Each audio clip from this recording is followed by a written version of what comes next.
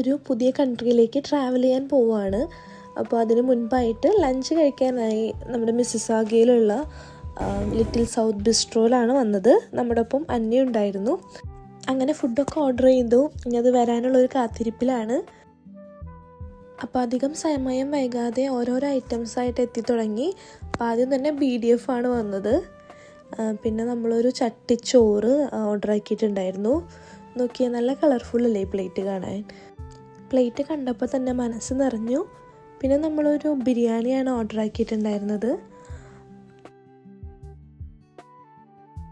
സാധാരണ മെനുവിൽ കുറേ ഡിഷസ് ഉണ്ടെങ്കിലും നമ്മളെല്ലാവരും കറങ്ങിത്തിരിഞ്ഞ് ലാസ്റ്റ് ബിരിയാണി ഓർഡർ ചെയ്യില്ലേ, അതുപോലെ കിഴി പൊറോട്ട ഉണ്ടെങ്കിൽ ഞാൻ അതാണ് ഇപ്പോഴും ഓർഡർ ചെയ്യാറ്.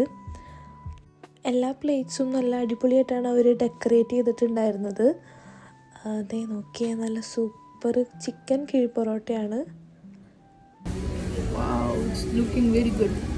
പിന്നെ ചട്ടിച്ചോറൊക്കെ ഉണ്ടായിട്ട് ടേസ്റ്റ് ചെയ്യാണ്ടിരിക്കുന്നത് മോശമല്ലേ എന്ന് വെച്ച് കുറച്ച് ചട്ടിച്ചോറും ടേസ്റ്റ് ചെയ്ത് നോക്കി. നല്ല അടിപൊളിയായിരുന്നു.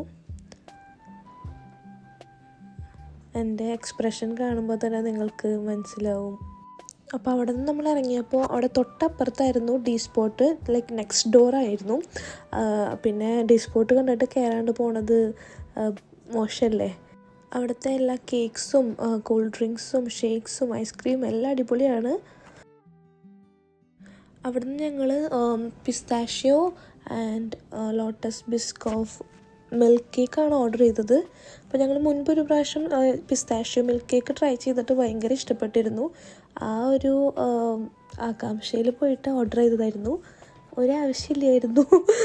It was not that great. Milk അതിലൊന്നും സോക്കായിട്ടുണ്ടായിരുന്നില്ല. ഞങ്ങൾക്ക് തോന്നുന്നു ആ സ്റ്റോർ അപ്പോൾ ഓപ്പൺ ആക്കിയിട്ടുണ്ടായിരുന്നുള്ളൂ. അതുകൊണ്ട് they didn't get enough time to prepare it. പിന്നെ ഞങ്ങളുടെ മുഖത്തൊരു ഡിസപ്പോയിൻമെൻറ്റ് ആണ്.